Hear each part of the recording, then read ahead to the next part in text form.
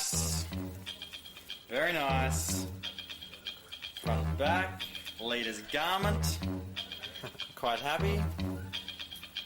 It's alright, isn't it? Looks pretty good in that bad boy. Excellent, I think the word you're looking for is...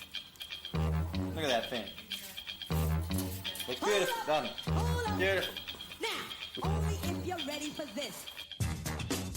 Welcome back to the OTB podcast, the original and still the best New Zealand mountain bike podcast, brought to you by Maxxis Tyres, Fox Factory Suspension, and our good mates at Squirt Lube.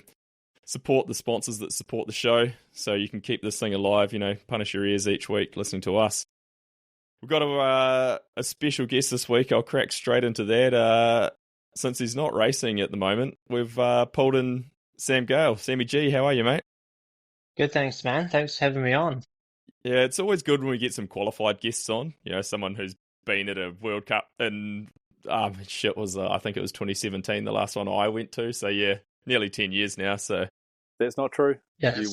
You went in an industry capacity, KB, recently. Well, that was the last. Correct. I didn't go to a World Cup though. That was 2017, I think, when I went to that one. Or 2019. Yeah. It's getting on a bit. Fuck, you're old. Yeah. I know, it was quite some. I don't even think I was racing in 2017 in the World Cups. You were still been just racing locally, I reckon. Yeah, probably. It's been a while. Mate, I realised the other week, it was a couple of episodes ago, Chris, I realised that it had been 10 years? What year were we? 2026. No, it was more than that. It was 2012 was the last World Cup I raced, so it was quite some time 2012. Ago. That's quite a long time ago. That's fucking years ago. It was 26-inch wheels. Yeah, what were you riding? That was a zeroed. Oof. What a way! Yeah. What a way to wrap up your World Cup career, though. Yeah, finished it up with a 55th at Mount St Anne. That's respectable. Wouldn't even qualify these days. I mean, that's a decent swan song. Yeah, that was I'd taken a year. I'd finished raced in 2010 for the full season, didn't do anything in 2011, and then went back over and did a couple of races in 2012 just for shits and giggles. As a privateer. Yeah, but anyway, good race in the weekend, so we should talk about that rather than my failed racing career. What do you reckon? Yeah. Get into it. Yeah, I'd like to hear Sammy's take straight off the bat. I'm going to assume he's watched the racing. You hope so. Yeah, yeah, I'll watch it. First question I've got for you is, this is the first year in a few years you haven't been over there, Sam. Is it painful to watch, or are you you're happy having a year of a little bit less going on? I'd like to be over there, but it's nice to have a break. It's good to be home for a while, but it's pretty tough to watch, especially with the new demo as well. Just got a new bike. That bike's doing pretty well. Seems like it's going pretty good for those boys over there at the moment. So yeah, it's tough watching. I wish I was there for sure. That doesn't get any easier. Not to go back to talking about my failed racing career, but even now I'm still fuck, I'd love to go ride that track. Maybe not so much Andorra, but a lot of the time I do. Have you raced? You raced Andorra last year, Sammy? I did, yeah, but that was the first race I did back from that crash that I had. So it was, I shouldn't have ridden. Really, it was just a struggle, and that track's not a track you can be anything but 100% on. And it's fast, demanding. Just watching it this week, I just thought, holy shit, it is so fast the whole way down. Yeah, and just so blown out. It just looks so committed, and everyone's just super fast, and margin of error is just if it goes wrong, it goes real wrong. Yeah, man, there's some big crashes in the race runs too. Emery's one, man. That one stands out as one that I was like, that dude is not getting up. Yeah. And man. But was it Bodie Coons one in qualifying as well, or in practice? That was not the same spot, but he just went straight out the front door. Yeah, he had a huge one too. Emery, so that was the second Alpine Stars airbag deployment of the season. It was the first one. That thing's pretty good. Right? I think he probably did pretty well having that on, because that was a violent crash. Yeah, I think that thing's actually going to be I think that will be quite popular. Mm. Especially after that, I think everyone's looking at going, yep, I'd like to be wearing one of those. Oh, but that was a massive crash. It's funny how long it went of people racing just with like nothing but knee pads. Like there was just for so long, it was like just wore knee pads. That was all you needed. Like as long as your knees were covered, you're pretty safe. And now it's actually quite cool. You see, a dude like Bruni, and he's like, upper body armor, like elbow pads, and you're like, this is a dude that's winning races and like winning a lot of races, and he's actually running full protection. You're like, oh, good to see, like a good example. Yeah. Well, even that crash that he had in Ludenville, that was massive. Pretty sure he had the airbag set up, didn't he? His Alpine Stars. Oh, he would have been. I don't remember it. Don't remember seeing it go off. It's weird because I would have thought that those things are designed because they're like the supermoto ones as well, right? Like if they go down at all, they pop. Like they're designed to just go if there's any kind of impact. So I would have thought if you have a crash and you're wearing one that doesn't go, then that's not ideal. Yeah. Well, I mean, we saw Jordan Williams' one go off just from like a washout in the finish arena. Yeah, true. I'd be really interested to see. I mean, obviously, there's like some sort of sensors or whatever in them that's triggering it, but like, if you had you have those big impacts and you can hit your chest on the bars and that sort of thing. Like, if you could trigger it that way, like, surely it would happen at some point. That's what I was thinking. Sometimes you make some weird ass shapes on the bike. Surely it would like think that you're crashing. Yeah, it's pretty cool. Like, we have gone off on a tangent, but I mean, it's pretty cool. I was listening to some like podcasts, and they're talking about the development of it and how many just thousands and thousands of data points they had from sensors of people over the years, like how not even wearing them, but they just had sensors on dudes racing motocross and stuff, so they could understand basically the dynamics of crashing, so they could build it to work in the right situation. Is pretty crazy, like the amount of work they put into it. So they made that one just for mountain bike use? I'd say they're wearing the motocross one. Yeah. So the motocross one, I think, has 3 settings as well. So I think you can have I think there's like a motocross one, an off-road one, and then like maybe you can turn it off or something. So it has kind of different, basically, parameters as to how it will go off. So I'd say that's just the one that they're running. I don't think there's a specific mountain bike one. Do you reckon that kind of thing creates a false sense of security with young guys? Like seeing it go off with Emery, you're like, sweet, that works. I don't know. Have at it. I don't know if some of those guys need a false sense of security because holy fuck, they're sending it already. Yeah, man. Some of them young kids are ruthless now. It's insane.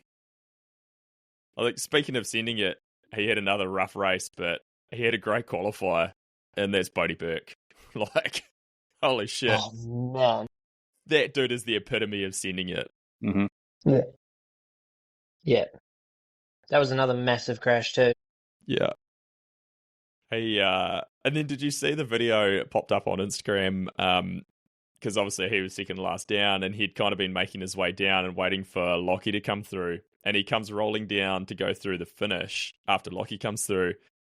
And all the police come, or whoever, come running in with the fences to stop all the crowd. And he gets mobbed. He gets stuck, can't get through the fences. And he just gets mobbed by all the crowd right in, under the finish arch.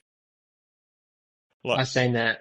The poor dude's got no visor on. He's just had a huge rag and he's just trying to get through the finish and they don't let him through. Oh, that would piss you off so much. He would be wanting to be anywhere other than there at that point. Like you mentioned, those demos are going good, and Jordan Williams is just put in his third win, but his second win for the season, and big win too. First point of order here, KB. And Sam, I'd love to hear you weigh in on this, but feel free to sort of skirt around this topic if it's not appropriate.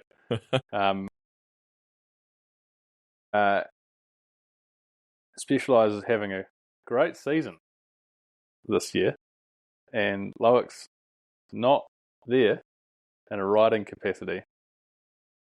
And this is definitely the best season that his teammates have had to date. What's going on? You can't look at that situation and go, I wonder if Loic might have been causing some issues for everyone else.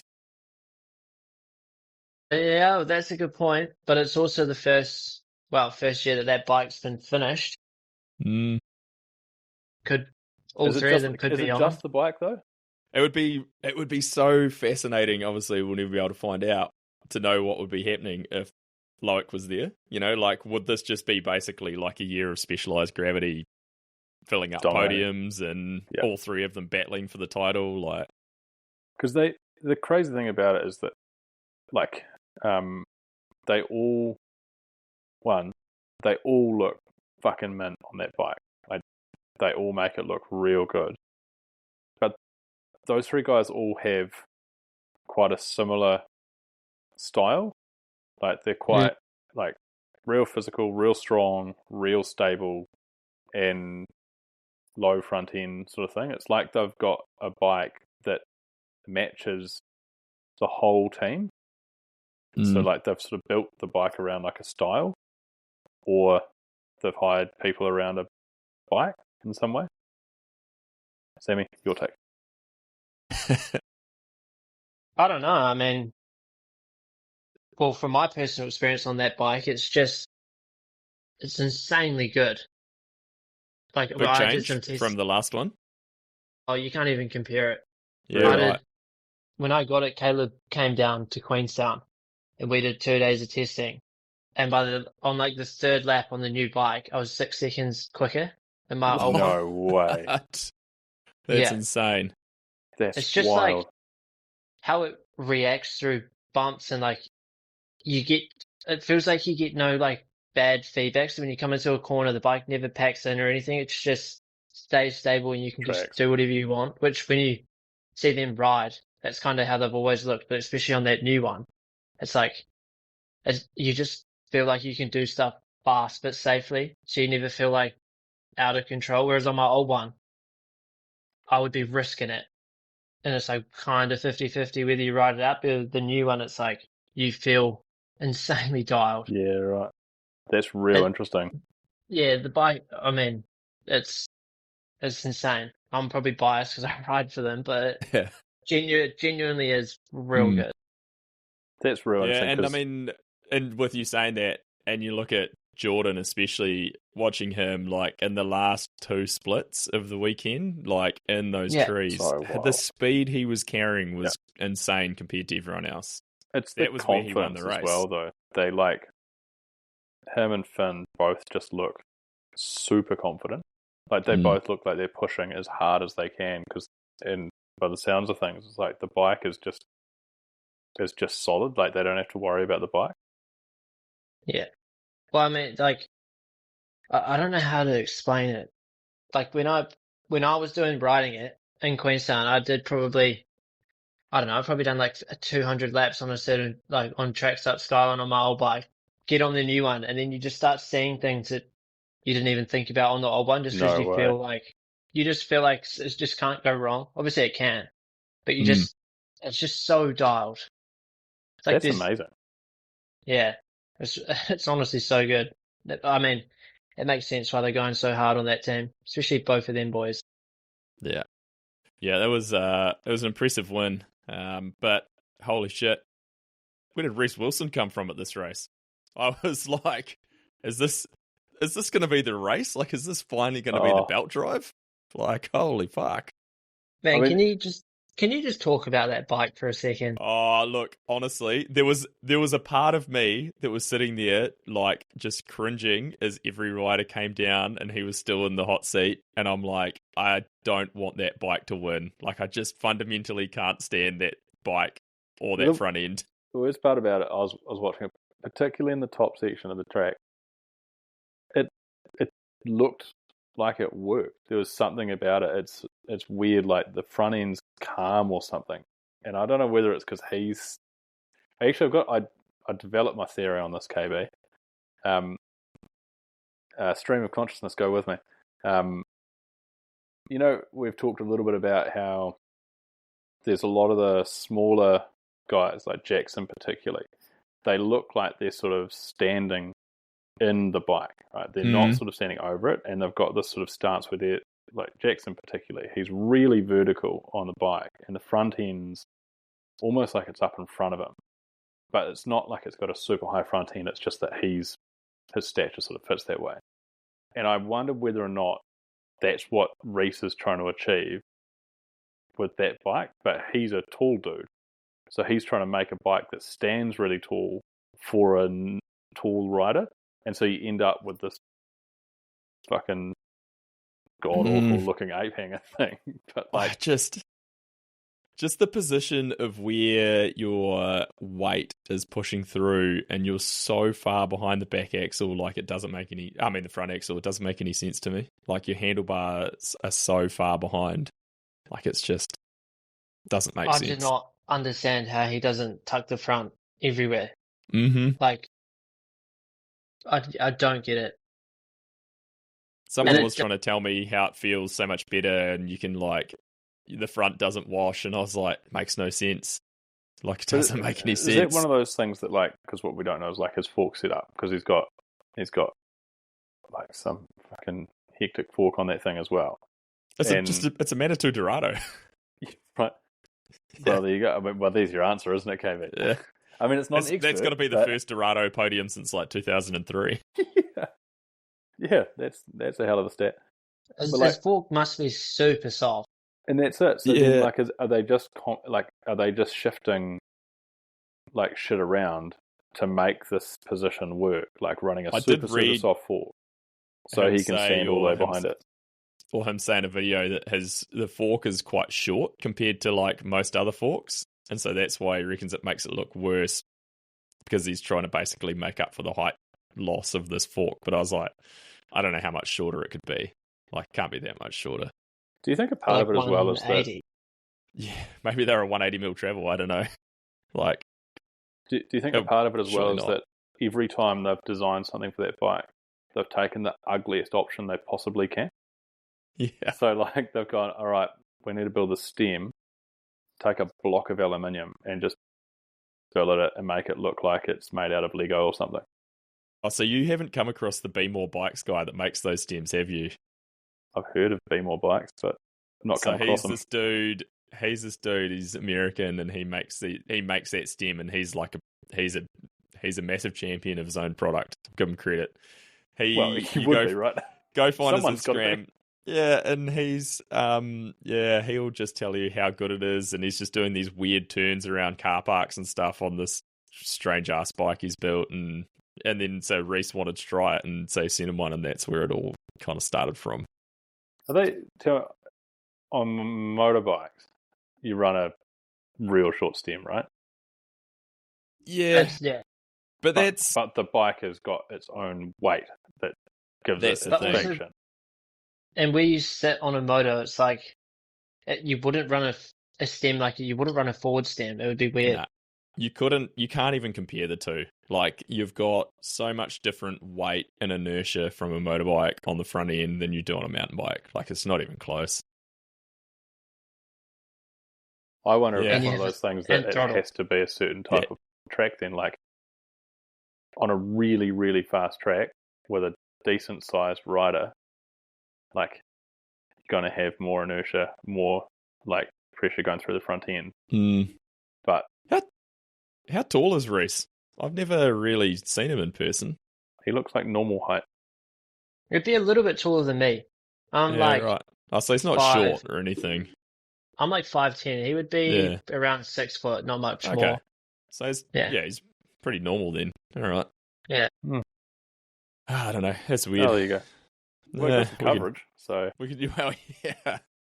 I mean, I do have one question about the Aon team. And Sam, you might have the inside line on this, so let us know if you do. But do they all wear choker chains? I've not noticed this.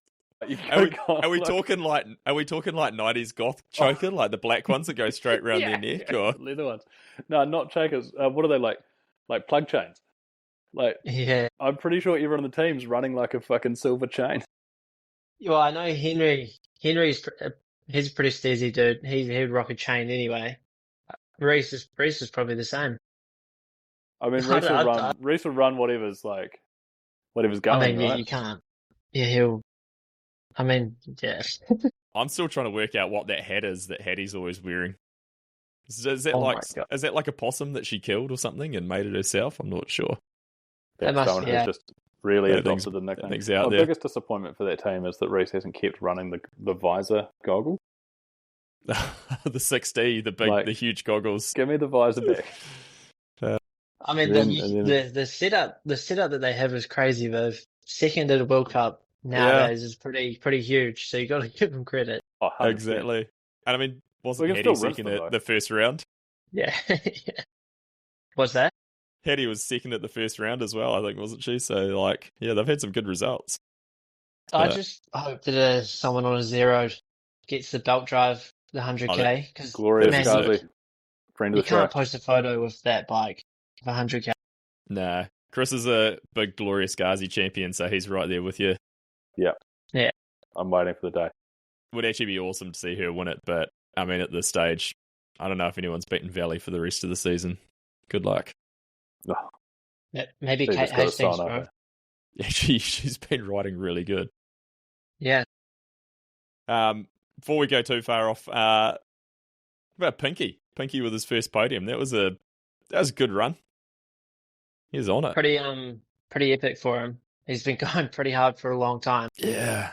So much speed, and he's finally just putting it together the last couple of rounds. Yeah, he's so loose but so dialed as well. It's not even loose anymore. Yeah. I'm stoked for him. He's a weapon. We went pedaling in Champery last year, and he just rides the e-bike turned off all the time. Doesn't turn it on for the climbs. What a weapon! Yeah. He must be so strong. Oh, he's a beast, dude. He's so strong in the gym. That's incredible. I wonder how pissed Asa is to be knocked off the podium by him. Sure, he can't be too stoked. I don't know. I think those boys get along. Yeah. I don't know. He did seem pretty happy for him after the race, so when he came through, so shout out to him. Finn with the fifth, so another solid one with Finn. Jackson? Where are you at with Jackson, Sam? It's a bit of a glad that Red Dog's not here, KB, because the question's being asked. He would have been chirping me on this one, but... You got to ask. Is it setting up? I don't know. He's just not on the form at the moment. No. No, I don't know if much has changed. Bike's fundamentally the same. Don't know He doesn't look like he's got that same super active, hoppy style that he always had. It's sort of there, but it's just not as it's not as energetic as it was. No, I know what you mean. I don't know. I don't think he's dealing. Not as far as I know. He's not injured. No. Or he wasn't injured. Yeah. I don't know. It's got to be tough. Slowly better. Yeah. It's got to be tough coming off what was an incredible season, winning the overall title and world champs, and then coming back in for another crack. That takes a pretty strong person to just come back in and be able to do that year after year. Yeah. Yeah. So, and I mean, I think everyone else is literally just getting better too. Yeah. Not that they were bad last year, but the pace is it's just so high now. Yeah. And that's watching Jordan's run. You're watching that going, that's got to be the winning run. And it just had that intensity that you kind of, I don't know, when you see a Jackson run or whatever it is that's a winning run, you kind of just know it's going to smoke everyone. Yeah. And when you see this season, there's a handful of different guys that have had runs like that. Finn's run, the last running run they had was exactly that. You're like, sweet, he's top step this weekend. And there's now there's a pretty deep field of guys who are pulling that out on the weekend. Yeah. I think there's honestly probably 15 guys that wouldn't be surprising if either of them won now. which I feel like it never used to be like that. There was like 5 guys that it would either be them, but now there's honestly so many guys. No, like if I right now, if I went, like I'm just going to pull a few names out, like Jordan, Asa, Finn, Jackson, Luca, who's won this season, the entire common sale team, so either of the Olrens, Amory, Loris, like there's so many guys who you exactly right. You'd just be like, oh yes, like that's not a surprise that they've just won. Lachie, like any of those guys, pick them out of a hat. You wouldn't be surprised one bit. Whereas previous years, there's always been like kind of a few people. Yeah, it'd be like a handful. But now it just seems pretty wide open. But it still seems to be the same guys hovering around the top. It's interesting as well, like last year, the whole story was Jackson versus Loic. Like, that was, all eyes were on those two. And Loic's out this year, and Jackson's doesn't appear to be where he was. And so it's sort of almost like it's anyone's game. And I'd love to know how that changes, like everyone's mentality, going, fuck, I could be on this weekend because we're not just assuming it's Loic or Jackson. Mm-hmm. Mm. That's true. Shout out to Troy Brosnan doing it for the dads with the 7th. He's just quietly so solid, that guy. Just always there.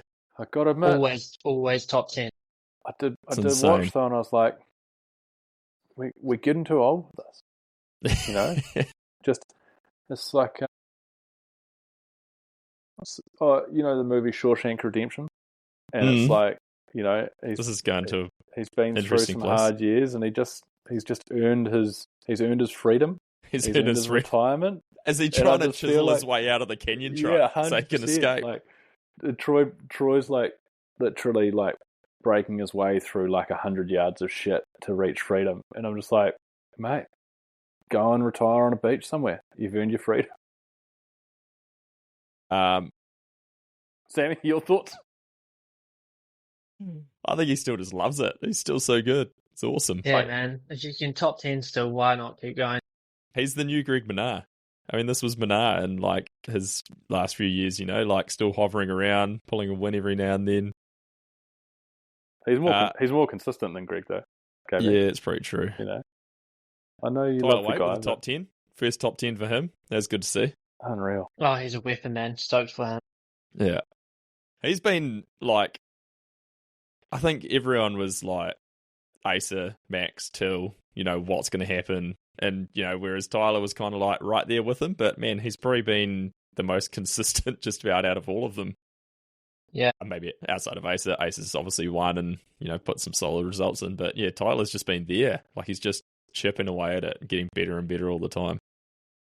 Yeah, man. And I feel like he's just more dialed now. As a junior, he would like hit or miss whether he'd make it down, but now it's like you kind of know he's going to make it down. Generally, like put in a solid race. I mean, he had that crash at Lenzerheide, but like he was still riding so good. Yeah. Do you reckon a season like his, where he's like having good, consistent results, but he's not necessarily cracking the top 5, is kind of a good place to be at this point? Like he's got a lot of years ahead of him, and yeah, you know, you look at a lot of guys that have these huge breakthrough years quite early on, and then the pressure to maintain that must just be fucking gnarly, and especially when you're trying to figure out how to keep doing it, not just like you've got to. Whereas it seems like it would be better to be building into that. Tyler's a bit of a diesel. He's just going to keep getting better and better, faster and faster. I would say it's better to start how he is now, because now he knows that he can do it pretty much every weekend. If he just has like, he's probably doing a quality at like 85 or 90%, so he knows if he rides like that, he's going to be fast enough, then he can just light it up in finals. I think that's probably the best way to do it. Yeah, I think you've got like quite to go to like the juniors. We've got quite polar opposites between Asa and Tyler. Like you've got a dude like Asa who's, you know, he's happy in the spotlight. He's kind of like, that's where he is. But like if Tyler was there every weekend with the camera shoved in his face and that, like, I think it would be quite probably challenging at this point. So, no, it's a cool team as well, though. Like, Yeti's always had like quite a calm sort of presence. Like, they seem to run a good program, and they stick with riders, right? Yeah. They seem like a less professional team, even though they are just as professional, but it's more fun. It's more low key. Yeah. Like, even when Richie was dominating EWS, it was like, there'd be like 4 of them. Him as mechanic, like a manager, and, there was like hardly anyone there. It was just like small core group of people. Yeah. But their bike looks styled. Like, they're putting the work in where it matters. Yeah, and Jonty is pretty much annihilating everyone every weekend. It's insane. 5th win for the season, and I think he's now... Is he one off matching, I think, the most junior wins in a season? I think Finn might have had 6. So, it's pretty legit. He's probably going to beat that, realistically. Yeah, the way he's going at the moment, it's nuts. Yeah. I tell you what, if he doesn't get Dux Ladorum this year, I'm going to be fucked off. If he doesn't get what? What's that? Dux Ladorum is one of 3 awards that Palmy Boys gives out every year. Yeah, so Chris was at Palmy Boys, where Jonty's from. Yeah. Dux Ladorum is like the sports person of the year. Dux Literarum is the academic of the year, and then there's a cultural one that they added in when I was at school, which is kind of like not quite as cool. And yeah, if he doesn't get it, Red Dog and I will be going knocking on doors. You should go burn down the gym or something. If he doesn't get it, I'm sending this Levers jersey back. Oh, if that school's anything like mine, they'll give it to a rugby player who's like made a represent team or something. Yeah. Where did you go to school? Waimea College. Sounds like Nelson Boys. Yeah, it's pretty similar. So Jonty's time, I mean, and I always like looking at the junior times compared. Like, the track obviously gets pretty beaten up when we get down the elites, but he did 2:47.054, which would have put him in it's actually going up further than what I thought it was originally. Would have put him in 16th ahead of Loris, which is incredible. That's pretty solid. I mean, the track would have got worse, but not that much, probably. It was already pretty bad. Yeah, it was an epic result. Shout out to Malik Boatwright too. I'm a big Malik fan on the podium as well. Yeah, same. He's a good dude. Yeah. It's been a good season of, these last couple of races of Kiwis, like Camden Rutherford in as well with top 10 and 9th. Andy Devol getting a 4th in juniors. 5 of the 15 women who were racing elite were from New Zealand. Like, a third of the field was from New Zealand. It's insane. Like, the most represented country. Yeah, the last 2 races we've had the most people. Isn't it awesome? New Zealand must be, if there's like a country overall, we would be up there for the season. Yeah, like if you put points together for a country. Yeah. I think we need to compute that. Give me 2 minutes. That would be interesting. I'm going to spend an entire workday computing that now. I'm going to jump on ChatGPT and find out. ChatGPT, yeah, it's very accurate. See how it goes. We'll see what we get. Back-to-back podiums for Sacha, though, is awesome. She's been riding really well, especially with a bit of a damaged hand, riding with no gloves, handle taped up. It's awesome. She I feel like she has gotten way better in like a year. Even I saw some photo from practice, and she basically clicked out a table. Oh, that was sick. That was a legit table, knees in and everything. I was like, man, that's awesome. Yeah, bar was fully turned up. Well, even all the girls, I feel like they've all gotten a lot better this year. Yeah, Sacha had a bit of a rough start to last season. I think the first half of the year wasn't that good, and then back half of the year she kind of came on a bit better, but she's been firing at the moment. Yeah, it's cool. It's cool to see. That bike looks like they've got it working pretty well as well. Yeah, except for when Lachie has to do a race run. Yeah, and then nothing goes right for the poor guy. Yes, you get past Man, I feel bad for him, eh? We actually we went through Elite Men. We went through Elite Men. I feel bad, and we didn't even talk about Lachie. He was the number one qualifier. How did I forget to do that before we went moving on? Holy shit. Like, I was so stoked to see that. Number one through Q1. Like, that's epic. Yeah. Huge. And especially for a dude who had a battle of a start to the season, you know, like to the point where he was at a concussion clinic and missed a bunch of races, and now he's back and just like straight back to the pointy end of the field. Yeah. That's pretty impressive. I just want to see a finals run, like, get down clean, like be happy with the run and see where he ends up. I honestly reckon he'll probably win. Yeah. I mean, if you can qualify first at that race, that's no joke. Like, he qualify first at any World Cup. It's just a shame the last two haven't gone well for him. Like, Lenzerheide was going good till his wheel just exploded, which is unfortunate. But yeah, this is the second year in a row that the top of Andorra has caught him out. Because remember, he stopped last year and went back up around the marker peg because he thought he'd gone inside of one. Oh, that's right. It was real marginal. Like, it was really hard to tell whether he'd gone like inside or over it or what, but he stopped and went back up. So this is 2 years in a row that the top of Andorra has ruled him out. And that tiny little droppy, it's not even a rock garden, but kind of. Yeah. Yeah, that was where it got him. I remember talking to him last year about that. We debated with like all of the boys for probably half an hour if we would have stopped or not, or if he should have. Yeah, it's one of those ones where you just run it at that point. Like, just the race is fucked anyway. Just go for it. Like, you either get a disqualification or you get like 20th anyway. So just go for it. Yeah. But he said the reason he stopped is because, like, as soon as he did it, he thought about it, and he knew he would have been thinking about it for the rest of the run. So then he's like, well, if that's the case, I may as well just push back up anyway. Yeah, true. Tough, though. Yeah, poor Lachie, but man, he's got some pace again, which is good. So yeah, be good to see. It'll happen for him anyway. It'll line up. Yeah, sure. Have we still only had wins from Blinky and Brooke and Elite Men? That's it, isn't it?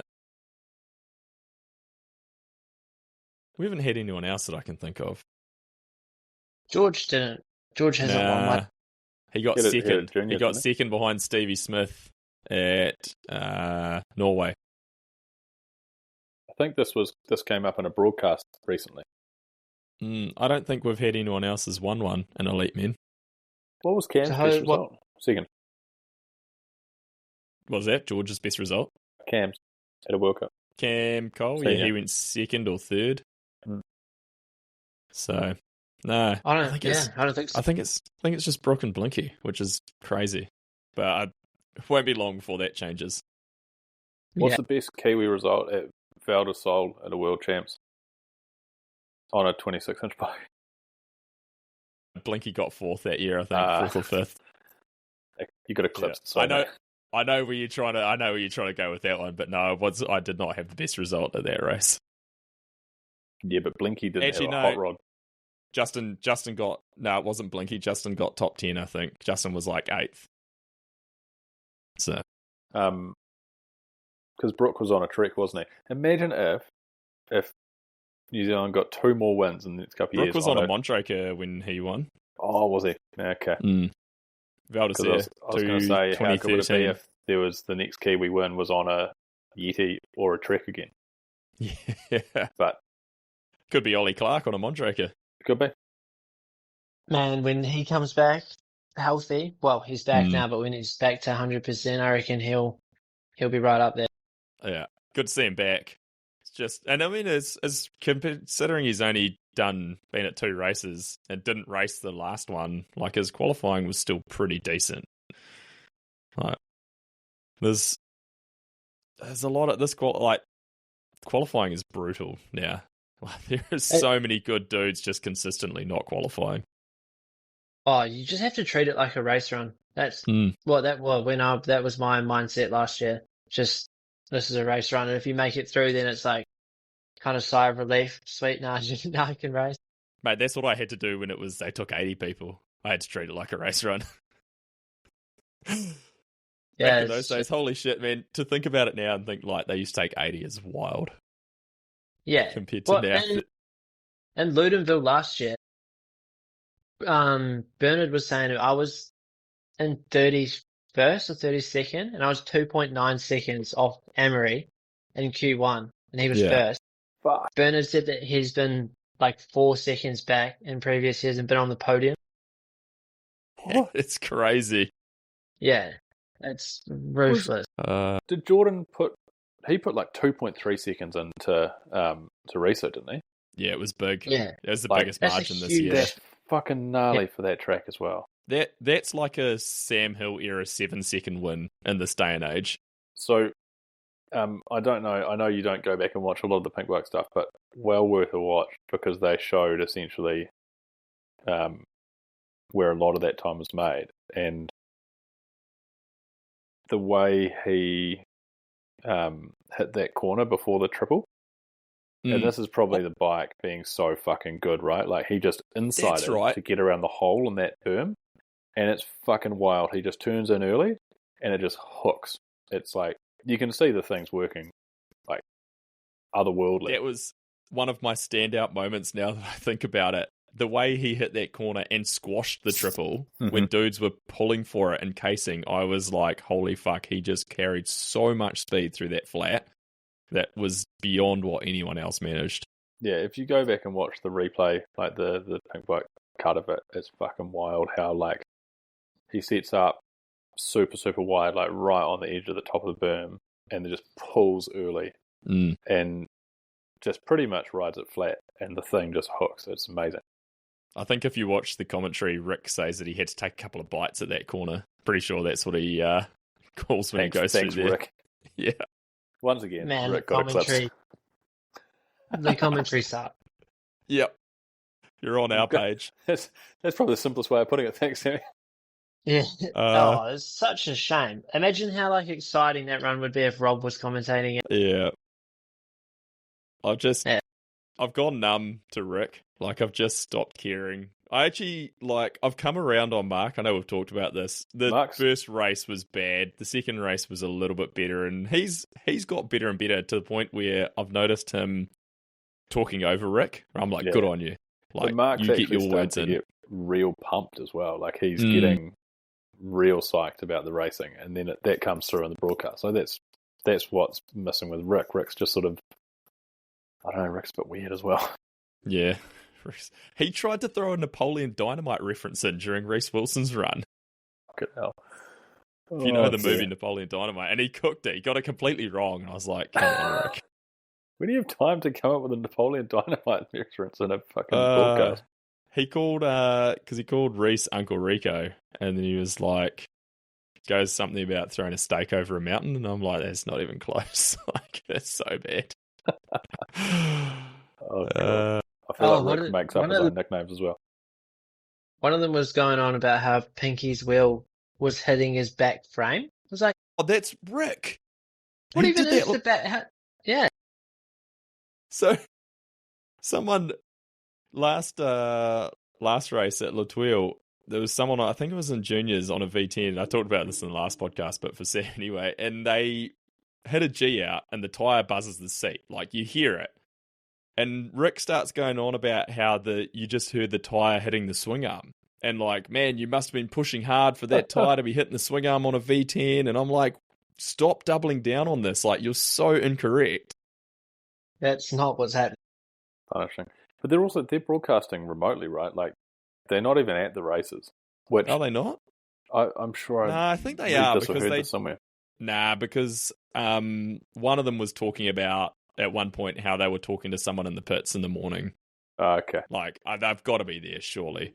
Well, you'd think so, but like, a lot of the stuff does get done remotely because they can just sit in front of a feed and watch it. But yeah, but I think the thing you get when you're actually at the race is that ability to go talk to people, and you pick up those little snippets of information that they have where, on lines and that sort of thing.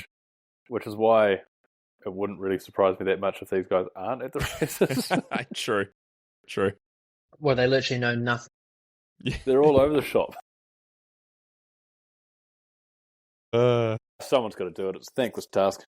It is. Red Dog couldn't make it. He threw a couple of questions in here. How long before we see a Reece Wilson bar set up at a local downhill race? Like, do you reckon this national series in New Zealand will have a bunch of like high backwards stems? I really hope not. You'll see it. I'll tell you what. The amount of kids and groms on Santa Cruz's in Queenstown because have you seen Jackson's setup and how he runs his bars? Yeah, super rolled. Like real rolled forward. Every little grom has like a stack underneath their stem, and the bars are like past center, and they ride the same as it. He's influenced it, but I don't think Reece will play. That can't happen. But it's funny with Jackson because I was listening to something just last week and he's talking about his bike setup and he's like, yeah, I probably wouldn't recommend people to run their bars like I do. He's like, it's pretty weird, but it works for me. Yeah. Like, good on you. It's like when Sam Hill started running super wide bars though, but the difference was that Sam Hill was cool. Yeah. People wanted and he was to be on an iron horse. Everyone wanted to be like Sam Hill. Just don't see the same thing happening. Gee, I think it was more like when Sam Hill started wearing pants and then shorts disappeared because of Sam Hill. But also he was wearing pants with short sleeve t-shirts. Like that's still such a strong look. So good. Yeah. Red Dog also wanted to know if Andorra is more boring than Leogang. It provided more entertainment, I think. It was more exciting, but it wasn't that boring this year. It was hectic. Leogang has a lot of filler in it when you're going down that motorway. You don't like the track or watch? Just watching. Like, I'm sure Leogang's actually quite a cool track to go and race and ride, but it's just a bit dull when you're watching it and you've got like 2 minutes of motorway. Yeah, Red Dog probably also had like a cold or something while he was watching it. It's nice in the restaurant though, because you get a big breather. Yeah, true. You just tuck in. I like Leogang. That's my favourite one. That's the best result of. Fair. That's always a good reason to like a track. Yeah, you get the right to like it. Did you? We're just you would have never raced the old Andorra track, would you? That finished in town. That would have been before you were. No, I did. I've done it twice, and I've came fourth there as a junior. Sick. That was such a cool track. Unreal track. Yeah. So when I raced Andorra, we were racing this real shit track. So you went up that gondola, and then behind at the top where the pits normally were, you went up another chairlift from there, and we raced a track that came down and finished where the pits were. Or like down in that area. So it was like, and then you would ride back down to town, you'd ride those tracks down that front face, and we're always like, why the fuck are we not racing here? And then later on, they do put the race there, and now they've moved it back to some kind of shit way out of the way side of the hill. And you're like, what are you doing? That's when that track was where Canada, Commonsale had like a full, like a whole house built and like a bar and stuff in the pits, wasn't it? Yeah, I think there is just disappear? Like, yeah, you dropped out for a sec there. You ghosted. It's all right. We got you back. Yeah, that old track was probably my favourite track I've ever raced at Andorra. It looked insane. Like, it looked so good. Yeah, and it was long too, so you actually had to be fit, and the further down you got, the more gnarly it got. Yeah, it just got steeper as it went. Yeah. That was real good. Nah, that was legit. So this was another race with so there was no French riders in the top 10 of elite male or elite female this weekend. Really? Yeah. Max Olren was the fastest French rider in 12th. Wow. The season's never gone this deep in history without a French win. Max Commonsale's got to be bloody waving the red flag a little bit at the moment. Mm. that superstar team hasn't had the showing it could be. That's an Can we actually stat. and can we actually even say that a single race hasn't been won by a European rider this year? Because, I mean, technically Brexit, like England isn't part of Europe anymore. It's not European. So, yeah. Even pre-Brexit, they wouldn't have said the European. No, that's true. So it's been like all North American and Jordan Williams, which is insane. That's wild. I can't believe wild that as well French that North America is dominating so much. Yeah. Even in the overall, I mean, Emery's still fourth in the overall, but you look at the overall and it's Jordan, Finn, Asa, Emery, and then you got Pinky, Troy, Jackson, and then Loris. So it's like there's hardly any French riders even in the top 10 overall. Well, there's 3 because Till's in 10th overall, but still, just like the North Americans are killing it at the moment. Do you think this is one of the situations where that Specialized is that good that it's actually disrupting the whole field? I mean, Sam's paid to tell you that it is. 100%. And, if I was on a bike that wasn't Specialized, I would be wishing I could ride it. It's so interesting though, because then you go to Asa on, arguably the most basic bike possible, like the most basic 4-bar bike, and just hauling ass. So, it's super. I mean, super interesting. But the Santa Cruz is kind Thank of God always Commensal. Yeah, so we've been talking about this a little bit this season and how we're kind of all feeling. I mean, I've ridden V10s for years, and I haven't ridden anything else. I don't really have anything to compare it to, but how the V10 is maybe not the best bike at everything, but it's a good bike at everything, it's just consistent, it's stable, it kind of, doesn't do anything weird, it just does what you need it to do. And we're maybe that's where that kind of falls into, where you've got some bikes which are excelling at some things and maybe not so good at others, and so maybe that demo's just found a bit of sweet spot. That's how I used to feel on my old demo. I was like, this bike is sick for everything, but I feel like it's not amazing for one thing. Whereas now, I think that downhill bike is going to be the ultimate race bike. I mean, it is. I probably wouldn't go ride big floaty freestyle jumps on it. Probably wouldn't feel that nice for that. But I mean, racing downhill and going fast and on gnarly tracks, I reckon that's pretty up there now. It's it seems to be going well. Thank God for Commensal that they've got Valley Hull just dominating to pull it all together. Yeah, that was a good move signing her own. Yeah, that's the ultimate. And it's cool that she's not on. I like that she's not on the Muck-Off team as well. She's on the Lizors team and just kind of for a B team, quote unquote, of that she's just smashing it. So she's on 5 wins this season, and the most wins ever in a season is 7, which has been Anne Carolyn Chasson, which was probably well and truly before you were born, Sammy. And I've never heard of her. So surely, never heard of Anne Caro? Holy fuck! She was the most dominant female downhill racer ever. Damn. Oh man, Jesus, we've just aged ourselves, Chris. This is bad. I don't know. I honestly thought that was Rachel Anderson. This doesn't reflect well on you, Sammy. This is your history. This is this is like Lando Norris not knowing who Niki Lauda was or something.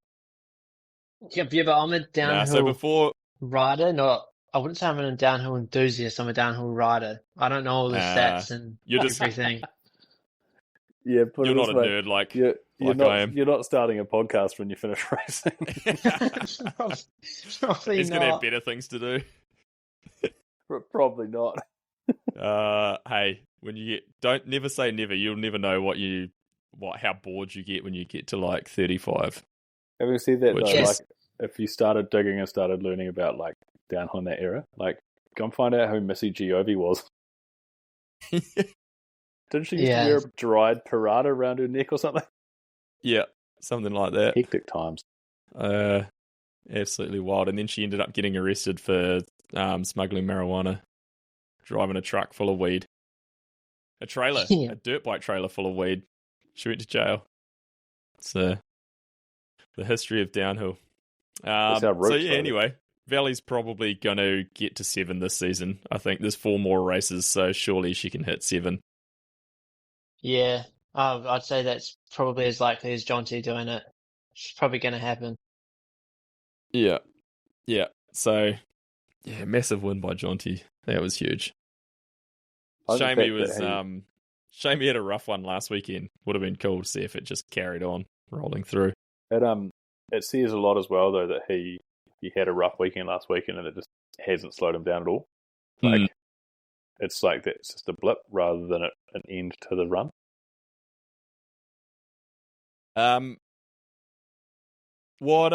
now Jordan's leading the overall. He's got 874 points to Finn on 811. So it's, in the grand scheme, nothing much at all, really.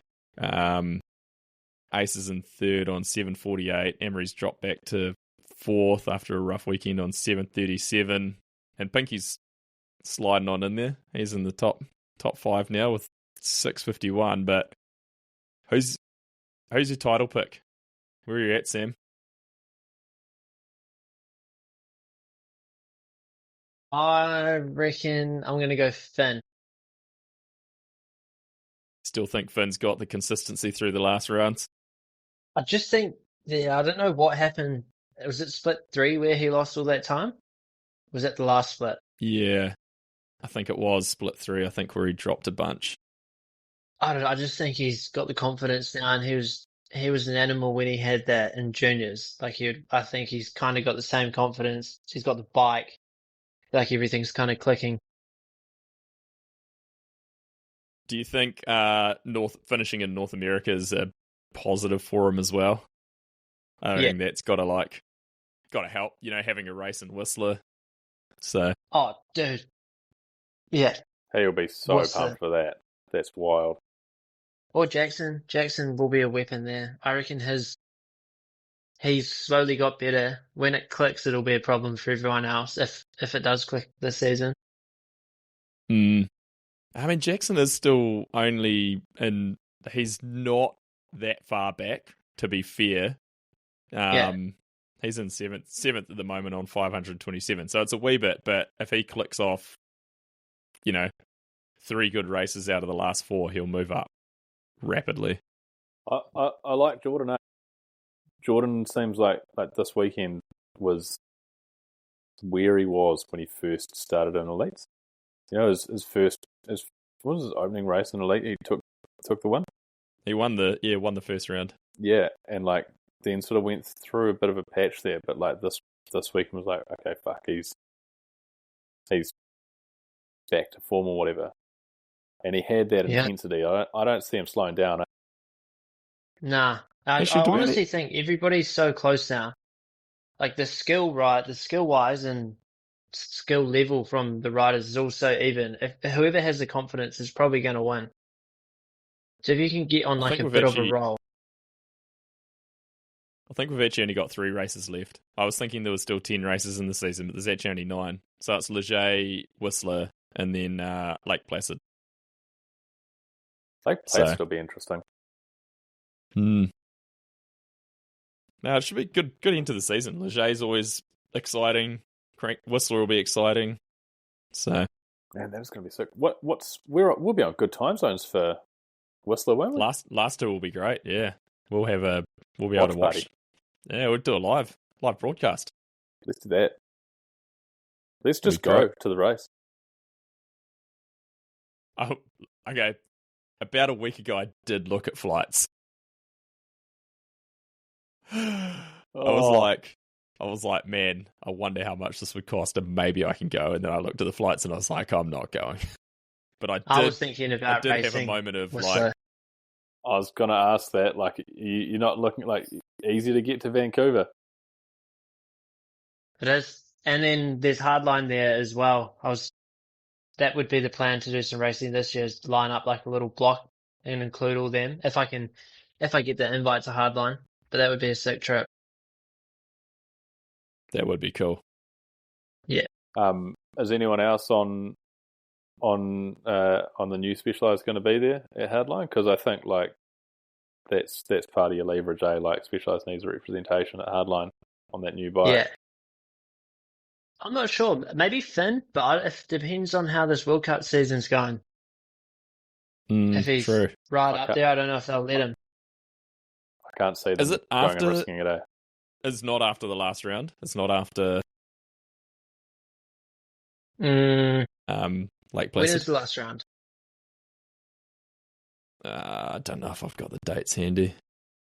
Is it? 2nd to the 4th of October. It must be because Whistler and Lake Placid are back-to-back weekends, end of September and start of October. I think Hardline start of September. Oh, okay. I feel like Hardline is the start that of would be September. a risky. That would be a risky move. See. If you're leading the series, there's no way. Like, I mean, they've already pulled out of going to Tassie in the past. Him and Finn and Loic. So that seems like it would be, even if the team wasn't fucking banning it. It seems like it would be a bit of a unnecessary thing to do if you're Finn and you're sitting there staring at potentially taking the series. Yeah. You know, in the same year that you have your first win. Like, I'd be advising him not to go. I'd be recommending not to. What I would be doing, though, is I'd be saying, hey, look, we need to make sure that Specialized has got a rider there. And who have we got on the roster? Sammie G, you call up when to get you there. Send him up. Business class. Over sick. And he's got an OTB helmet. Way to go. It's actually on October 17th. So Okay, so end of season. So it is, so it's a couple of weeks after the last round, which, maybe Finn would show up then.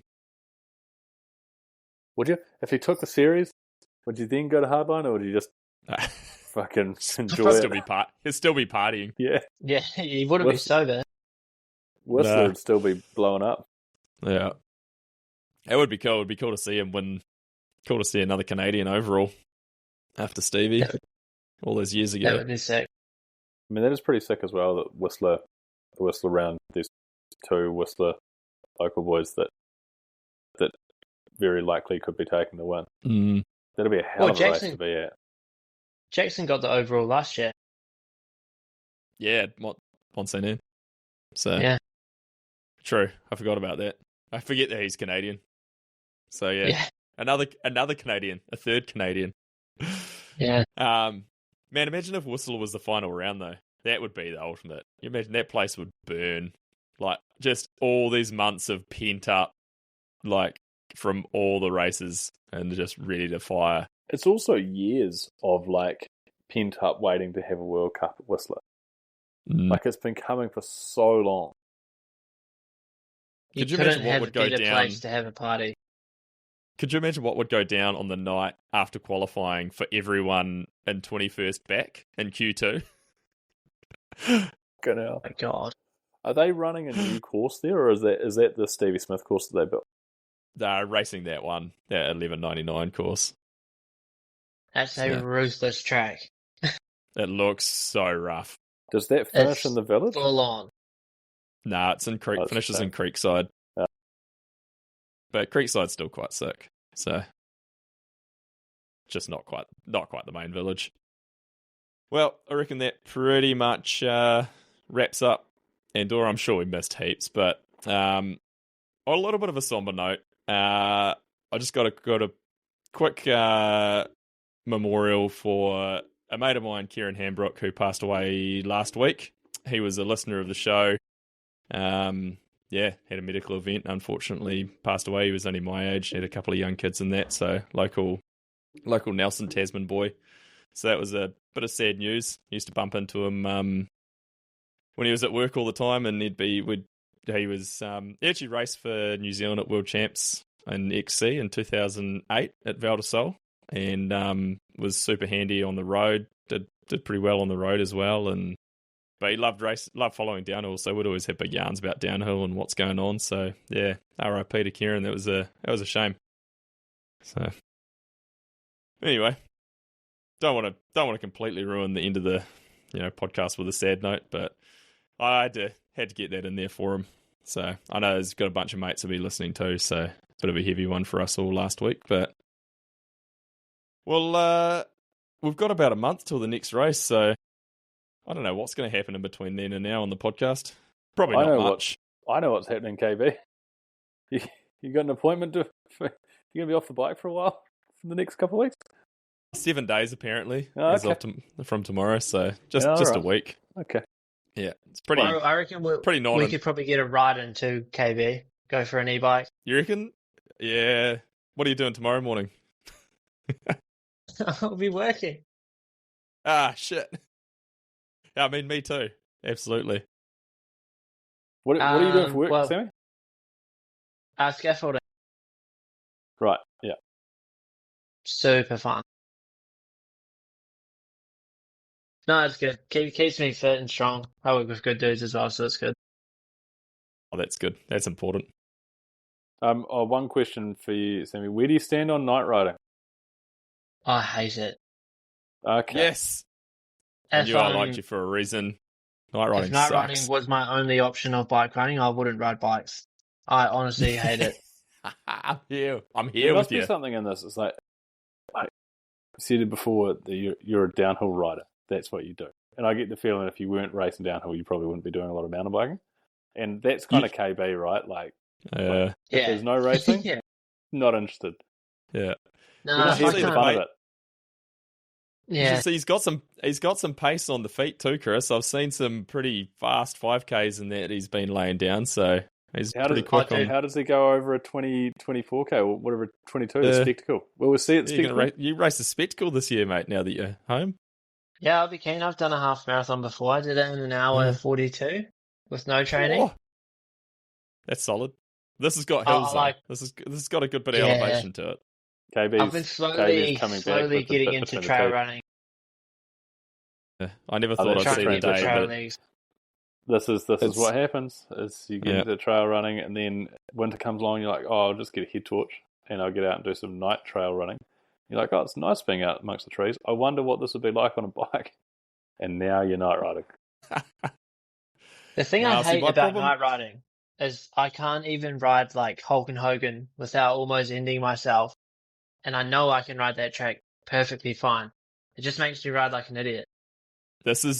I'm right here with you. This is me to a T. I'm like, why am I going so slow? Why did I just about go over the top of that boom? Like, what is going on here? And it's because you can't see anything. It sucks.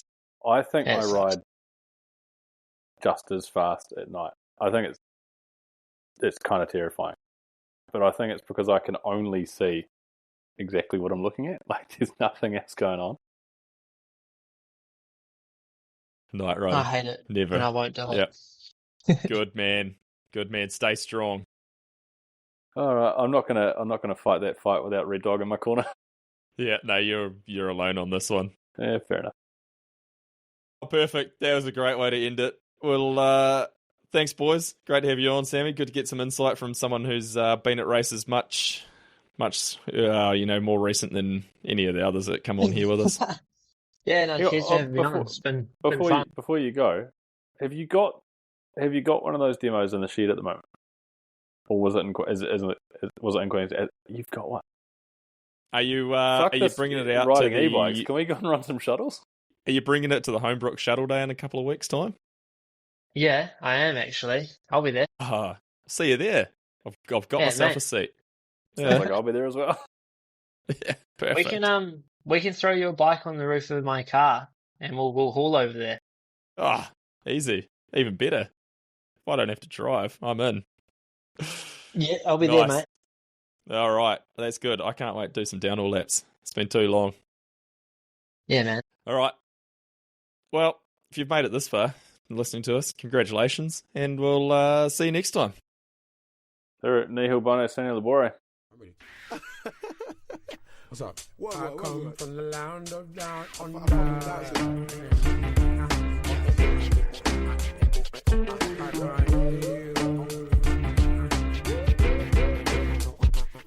I can't hear you. What was that? I can't hear you.